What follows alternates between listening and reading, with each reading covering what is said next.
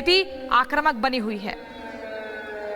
और इस बीच एक और बड़ी खबर आपको बता दें, गाजा में आज ही खुलेगा राफा बॉर्डर। मिस्र की तरफ से राफा बॉर्डर खोला जाएगा। मानवीय मदद दरअसल मिस्र भेज रहा है और यही एक बड़ी वजह है कि मिस्र की तरफ से इस मानवीय मदद के लिए जो बॉर्डर है वो खोल दिया जाएगा। मिस्र की तरफ से राफा बॉर्डर है, दरअसल उसको खोला जाना है ताकि जो मानवीय मदद है वो यहाँ पर पहुंचाई जा सके। गाजा में आज ही राफा बॉर्डर खुलना है। लगातार जो सहायता है वो भी आने की पहुंच रही है, चाहे वो खाने पीने का सामान हो या अन्य जरूरत का सामान ही क्यों ना हो। और गाजा में आज ही ये राफा बॉर्डर खोला जाएगा ताकि बिना किसी देर के जिस मदद का इंतजार किया जा रहा था वो लगातार जो मानवीय मदद है वो पहुंच सके। और चलिए हम सीधे रुक करते हैं सेडरॉड। हमारे सहयोगी गुरसिमरन इस वक्त हमारे साथ लाइव जुड़ रहे हैं। ये अच्छी खबर है कि गाजा में राफा बॉर्डर खोला जाएगा और मानवीय मदद मिस्र की तरफ से दी जाएगी। लेकिन गुरसिमरन आप जरा बताइए, आज क्योंकि 15वां दिन है युद्ध का, आज वहां पर क्या तस्वीर दिखाई देती है?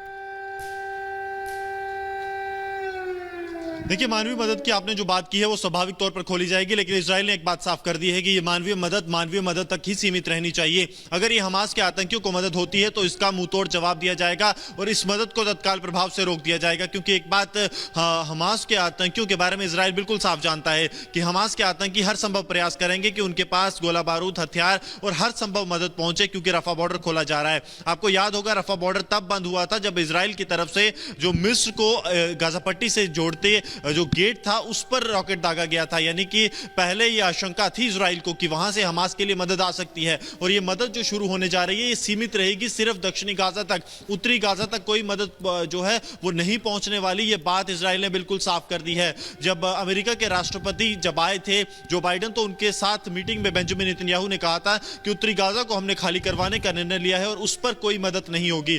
दूसरी ओर अगर बात करें इस वक्त के हालात की, तो अभी जैसे आप बात कर रहे थे तो अब अशदूद में जो है वहां पर एक सायरन साउंड हुआ है, यानी कि हमास की तरफ से एक हमला जो है वो किया गया है। जो दक्षिण का इलाका पड़ता है, यानी कि तल अवीव से दक्षिण की ओर जब आप आएंगे तो आपको एश्केलोन और अशदूद का इलाका पड़ता है। वहां पर लगातार यहां पे सिचुएशन जो है वो मॉनिटर की जा रही है। इसके साथ साथ अगर आपको बता दें हालात ऑन ग्राउंड की बात की जाए तो दक्षिणी और उत्तरी दोनों बॉर्डर अगर इजराइल की सीमाओं की बात की जाए वहां पर लगातार स्थिति जो है वो इस तरह से बनी हुई है कि इजराइल के लिए चुनौतियां बहुत ज्यादा हैं। उत्तरी बॉर्डर की बात करें तो वहां लेबनान सीमा पर जिस तरह से हिजबुल्लाह के आतंकी पूरी जोर आजमाइश कर रहे हैं कि ज्यादा से ज्यादा नुकसान इजराइल डिफेंस फोर्सेस को पहुंचाया जाए, इससे बात बिल्कुल साफ हो गई है कि इजराइल को टू फ्रंट वॉर अगर होती है तो लड़नी पड़ेगी, क्योंकि हमास के आतंकी रुकने का नाम नहीं ले रहे। वहीं दूसरी ओर जिस तरह से हिजबुल्लाह एक्टिव हुआ है, अब इजराइल का ध्यान दो तरफ केंद्रित है। परसों की बात करें तो इजराइल के कैबिनेट मंत्री जो इंडस्ट्रीज के हैं उन्होंने बिल्कुल नीर बरकत उन्होंने बिल्कुल साफ कर दिया था कि जरूरत पड़ती है हम हमास के खिलाफ जंग तो लड़ ही रहे हैं और इस जंग में इजराइल के पास जीतने के सिवा कोई जो दूसरा ऑप्शन नहीं है। कारण यह है कि अगर इजराइल यहां पर हारता है तो बुराई की जीत होगी और उन्होंने कहा कि हम जीत कर रहेंगे। लेकिन अगर कोशिश ईरान की तरफ से यह की जाती है कि अपने प्रॉक्सिस यानी कि लेबनान।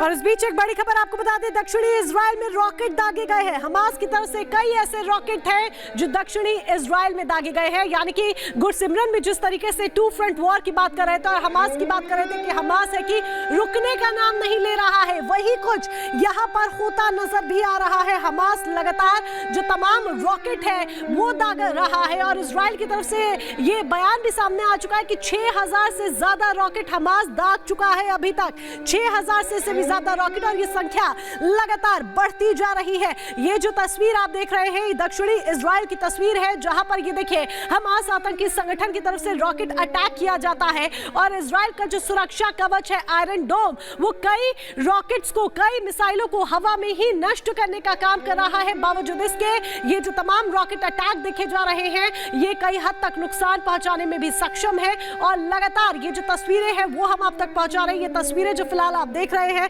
ये दक्षिणी इजराइल की तस्वीर जहां आप देख रहे हैं जहां पर रॉकेट अटैक किया जा रहा है। प्रफुल्ल बख्शी जी आपके पास आते हुए, जिस तरीके से लगातार रॉकेट अटैक किए जा रहे हैं, आयरन डोम कई रॉकेट्स को नष्ट करता हुआ, लेकिन बावजूद इसके ये रॉकेट इस दक्षिणी इजराइल के लिए कितने घातक हो सकते हैं?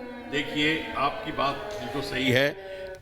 आयरन डोम बहुत एक एफिशिएंट सिस्टम ज़रूर है, पर उसकी लिमिटेशंस होती हैं। जब वो इनंडेट हो जाता है तब की आयरन डोम को प्रॉब्लम खड़ी हो जाती है। और दूसरी है रॉकेट की ट्रेजेक्ट्री देखी जाती है। अगर rocket is at a low trajectory fired from a very short range, वो दूसरी बात आ जाती है। पर ये रॉकेट्स की जो बात आ रही है, आप कह रहे हैं ये इतना सारा वेपन हमास के पास आ कैसे रहा है?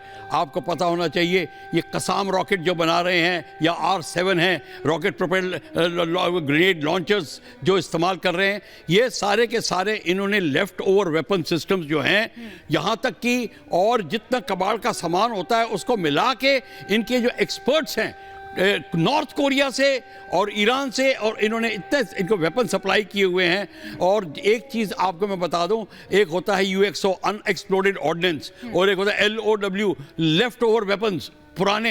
ये सारे के सारे जो हैं ये इनको सप्लाई किए गए हैं मॉडिफाई करके, और जिस टनल बनाई गई है। कर रहे हैं मेजर जनरल संजय सोई, मैं आपके पास आ रही हूँ।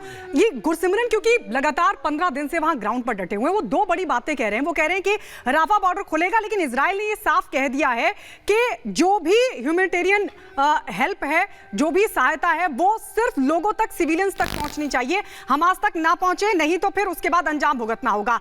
मेरा सवाल ये है कि कैसे सुनिश्चित होगा कि जो सहायता है वो सिर्फ सिविलियंस तक पहुंच रही है? दूसरा सवाल जो गुरसिमरन ने उठाया, उन्होंने कहा कि हमास, हिजबुल्लाह लगातार अब टू फ्रंट वॉर के तरफ इजराइल जो आगे बढ़ रहा है, उसके लिए एक बड़ा चैलेंज है, बहुत दिक्कतें खड़ी हो सकती है क्योंकि ध्यान अब बढ़ रहा है उसका। नहीं, बिल्कुल गायत्री जी, ये बात सही है कि राहत सामग्री जा रही है, बड़ी खुशी की बात है, क्योंकि आम आदमी, बूढ़े, बच्चे काफ़ी परेशान हैं, जो जिनका लड़ाई से शायद कोई लेना देना नहीं है, हमास अलग, पैलेस्टीनियन अलग। लेकिन जो डर है इजराइल को वो यही है कि इसके जरिए कि हथियार ना आ जाए और सप्लाई नहीं आ जाए, क्योंकि इसके लिए जो किया है इन्होंने प्रबंध किया हुआ, जैसा मुझे खबर मिली थी कि रेड क्रॉस और रेड क्रेसेंट जैसे मिलकर इसकी चेकिंग करेंगे और उसके बाद ही वो सामान अंदर जाएगा। अगर फिर भी अगर खबर मिलती है तो नेचुरली इजराइल ने जैसा कहा है कि फिर बंद कर देंगे वो क्रॉसिंग, तो आम आदमी सफर करेगा। तो सिविलियंस के बीच में ही है ना। एक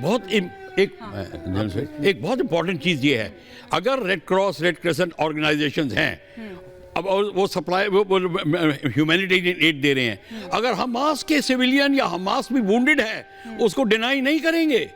आप ये सोच रहे हैं कि उसको छोड़ देंगे, नहीं, उसको उतनी वैसे ही एड मिलेगी।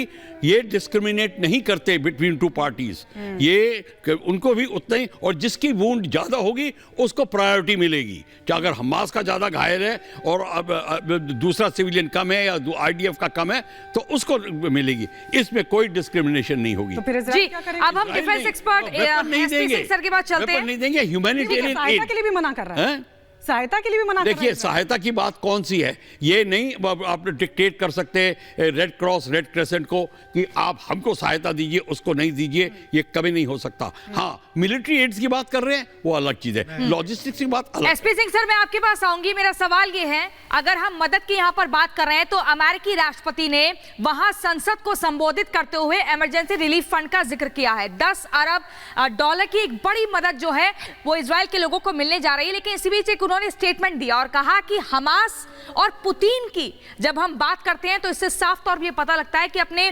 पड़ोसी लोकतांत्रिक देशों को यह खत्म करना चाहता है, राज्यों को खत्म करना चाहता है। इस स्टेटमेंट को कैसे देखें? देखिए, बाइडेन जो है शुरू से करते आए हैं उनका, आप ये देखिए, अमेरिका बड़े लंबे समय से टेररिज्म के खिलाफ एक मुहिम छेड़ रखी है। इराक में भी उन्होंने यही किया, उसके अफगानिस्तान में तालिबान था उसके अगेंस्ट किया, वो हर जगह यही कर रहा है। तो अमेरिका जो है एटलीस्ट ऑन द फ्रंट ये चाहता है कि डेमोक्रेटिक एस्टेब्लिशमेंट हर जगह काम करें और कोई ऐसा हिटलर की तरह या कोई इस तरह का व्यक्ति ना आए जो पुतिन को ऐसे बोलते हैं, ऐसा व्यक्ति ना आ जाए जो मोनार्क हो और अपने पूरे उसको डिस्ट्रॉय करे, या टेररिस्ट ऑर्गेनाइजेशन आए। ये एक मुद्दा है। दूसरा मैं ऐड करना चाहता हूँ, जो हम बात कर रहे हैं एड की, सिविलियन एड की, वेंकट बख्शी सर ने बड़ी अच्छी बात बोली है कि ये वो डिस्टिंक्शन नहीं करते रेड क्रॉस एंड ऑल, पर इजराइल का डर क्या है कि इजराइल जो हर तरह से हमास को कब्जाना चाहता है, वो ये नहीं चाहता कि ना वेपन, ना सिर्फ वेपन, बल्कि उनको कोई खाना पीना भी ना मिले। मुझे बड़ा ज़रूरी है कि जब तक आप उनको कंस्ट्रेन नहीं करेंगे हमास को, तो हमास रुकेगा नहीं। तो उनका खाना पीना बंद, हर दवाई, हर चीज़ रोकनी पड़ेगी आपको।